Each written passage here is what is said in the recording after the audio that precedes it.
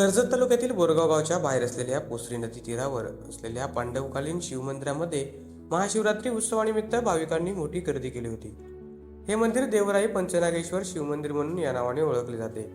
पंचक्रोशीत हे एकमेव शिवमंदिर असल्याने भाविकांनी महादेवाच्या दर्शनासाठी मोठी गर्दी केलेली पाहायला मिळाली. या मंदिराचे एक वैशिष्ट्य की मंदिराचा मुख्य दरवाजा पूर्व दिशेला असून पूर्वेकडून वाहत येणारी नदी मंदिरासमोरून वळसा गाळून दक्षिण दिशेने वाहते. त्यामुळे या मंदिराला दक्षिण काशी शिवमंदिराचे महत्त्व प्राप्त आहे. तसेच हे मंदिर अत्यंत जागृत देवस्थान असल्याचे बोलले जाते.